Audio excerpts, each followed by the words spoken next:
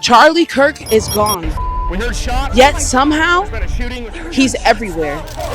Charlie Kirk was shot dead. Has died after being shot from a nearby building.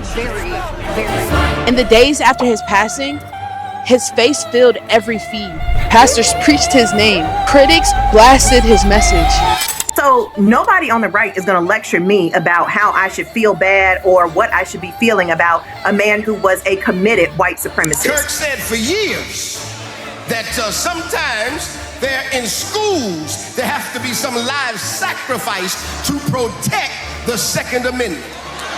Make you one who should be respected. I can be sorry about your death, but not celebrate your life. You did not live. Churches for him rose nearly 500%, and his book soared to #1. Even in silence, his voice shook the nation. But here's the paradox. The same man who divided millions in life united millions in death, in outrage, in grief, in conversation. We as Christians are called to go into the public arena to correct error with truth. This is the greatest generational realignment. If everything completely goes away, how do you want to be remembered? I want to be remembered for courage for my faith. And it raises a deeper question, not about him, but about us. Do you have like 5 to 10 minutes to be in? Quick question? Thank you. No? I have only 2 questions, and I just want to talk. I don't speak English. Yes, you do. Don't play with me. Okay, no problem. God bless you guys. Have a good one. What happens when your voice falls silent? What traces of you remains? Will you be remembered for your faith or your fight? Or will your story fade in the endless scroll? Charlie Kirk's legacy will be debated for years, but your legacy is still unwritten. Mississippi years when her daddy got shot, she cried Mississippi tears. Another black man on a Mississippi street, but they souls cried out with no sound of defeat. Again, my name is Rez. What's your name? Liz. Love it. Alex. Andrew. Eddie from Germany. Okay. Silas. I'm Jake. Okay. So my one question is, what do you think you live for, and what would you say you would die for? Ooh. Deep. That's real deep. Yo. Honestly, like top of my head, honestly, I feel like I live for like the cliche pursuit of happiness. Okay. Like you have to live for what brings you joy, what's going to keep you going. And I would die for my family, like the people that helped me find my pursuit. I like her answer, yeah. Along with like peace. I think it goes hand in hand with happiness, but definitely the pursuit of peace. I feel like once you're at peace with yourself, then you can live gracefully however you choose. And then as far as what I die for, same thing. Loved ones, families, things you hold dear to your heart. Like I'd even die for my dog. Die for your dog because you love your dog. Yeah, so you would just die for love. And she just 100%. gives us unconditional love back. Yeah. Yeah. Like, cause I mean, dogs do be judging people sometimes. Oh, Yes, she do. does sometimes. I won't lie. She's But very the expressive, but the love don't- is unconditional. Exactly. Exactly. For y'all. I don't know. I know what that means. That means don't pull up at my house because my dog might get you. Oh, she's great. She's shy, baby. Okay. The first thing I will live for, the first thing I live for is my vision. What do I want to do with my life? That's like, it doesn't have to be money or something like that, but it also doesn't have to be something that someone different put in your head. Like, it's an illusion to say I have to become a doctor because my parents told me.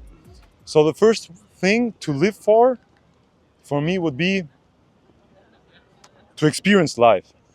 That means not just to drink and say I have to do drugs or something like that, because for me that's not to experience life. But for me, it's to experience life is to help someone, to have great moments in life, to visit some places, to do some things. And the best point, just to improve myself, to see where I was and to see where I'm now and where I can get. That's the thing I live for. And the thing I die for would be like for everyone to live a good life. That would mean like I would do everything for the people out there to have a good life, to have something to eat, to have something to drink, to have a roof over the head. That is something I die for and I work for every day. Oh my God, you have mercy on me. Ooh, Those seem to be two contrasting thoughts, but most people fall on either side. On one hand, we have a young couple who is very content and whose mission it is to maintain their contentment. And then we have, on the other hand, a gentleman who just wants to be significant. What do I live for? I live for loved ones, my husband, my friends, my family. I also live for small joys. Oh, I love that. You know, because a lot of people get caught up in looking for big joys to look forward to or enjoy, but like you can find a lot of things in small joy. I love that. Yeah.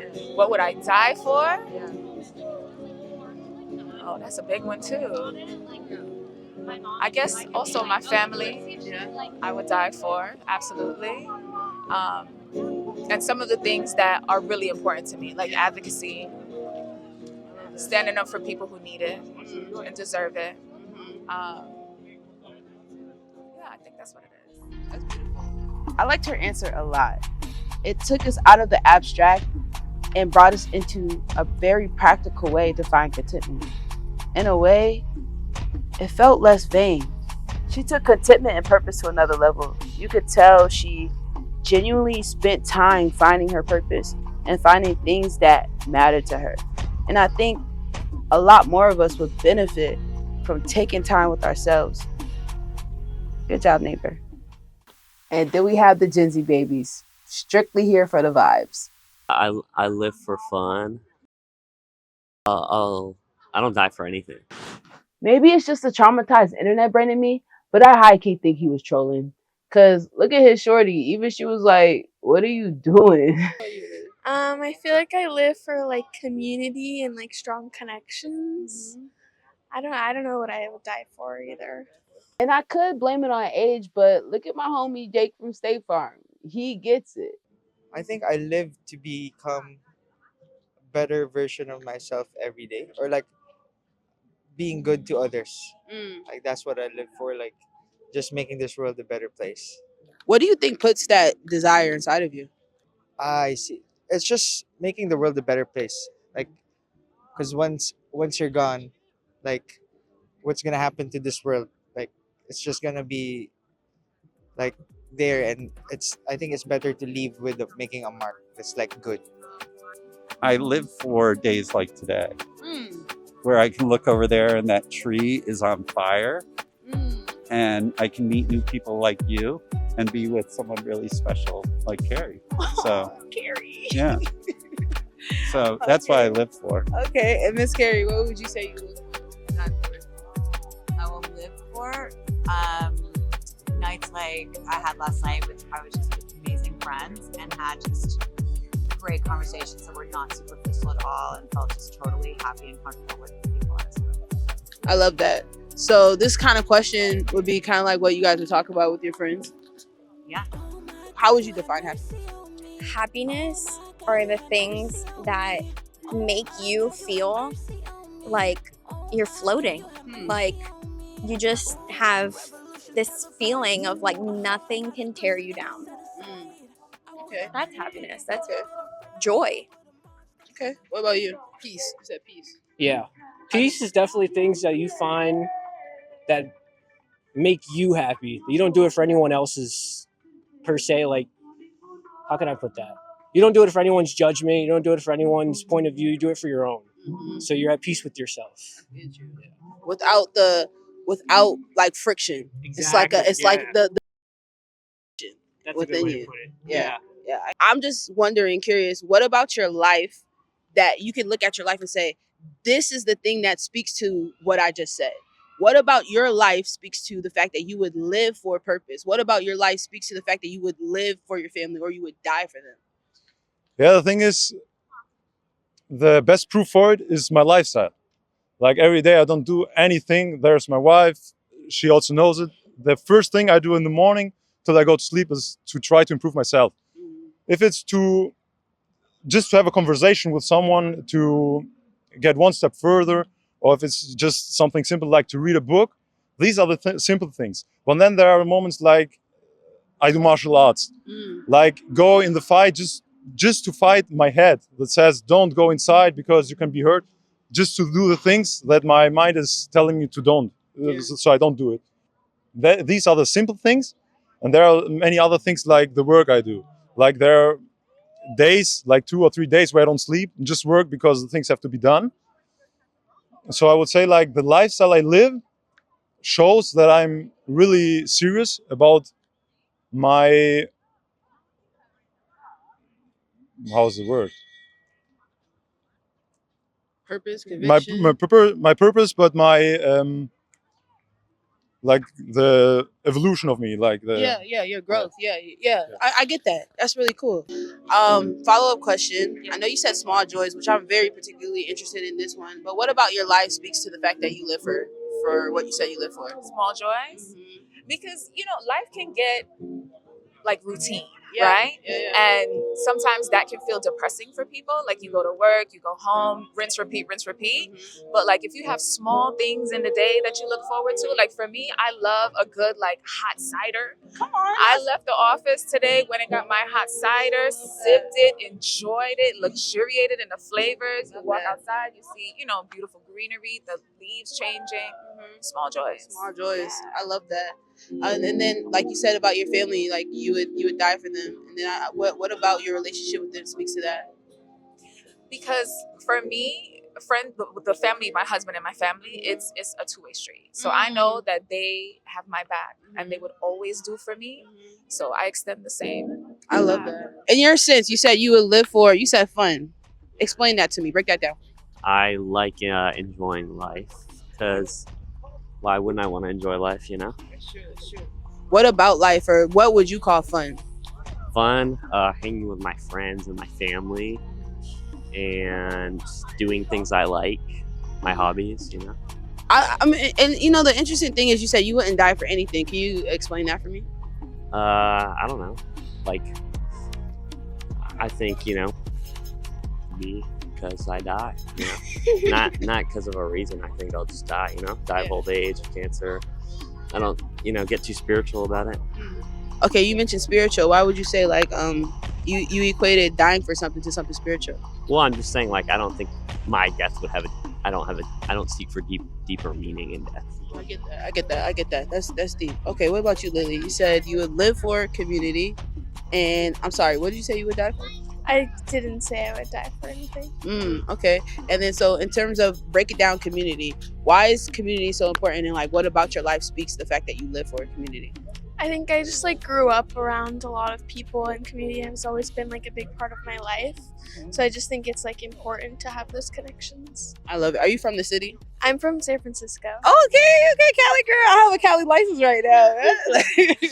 I really wish I would have challenged these two more, because we all know that a life is better spent when we know who we are and we know why we're here. And I find sometimes people just need to be challenged to think a bit deeper.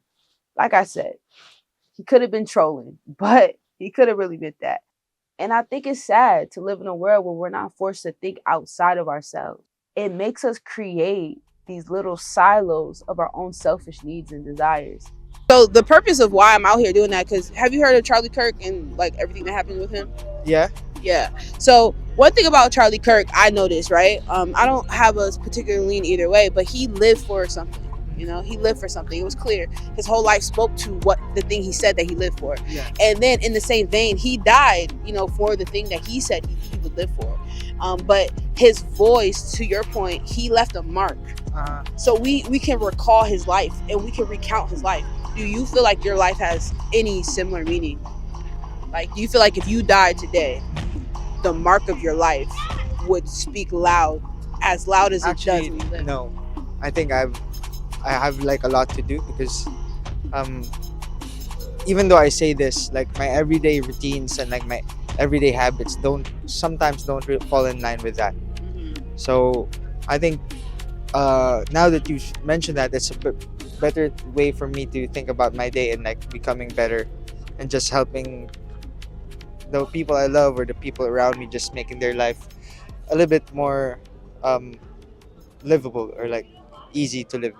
What do you feel like brings your life deeper meaning? The meaning. deepest of meaning. Meaning. Yeah. Oh, well, for sure, people, but I think specifically, I have so much pride in my kids, and that is like a huge, huge, big deal to me. Love that. Love that. Can I amend mine? Of course. Okay. No, what gives me meaning is like maybe again towards what you were saying is living a life filled with purpose and helping people. So I do it professionally and try to do it as much as I can in my personal life. Love that. Are you like medical professional or like? No, I work for a nonprofit in immigration. So, Oh, really? Love that. I was just curious. Do you have a faith or where you stand? Yeah, I'm faithful. But the first of all, yeah, I'm Muslim. Okay. But that's the point. Like, you're Christian, I'm Muslim. Have many friends who are also Christians. Sure. I have also friends who are atheists. Okay. The whole point is this: it's not just about what you believe in. It's about how you live. Because there are many people who say I believe in it and just live the completely different life like we two do. Like you live like I don't want to do anyone harm. Me too. But there are people who are also Christian or also Muslim and do the bad things.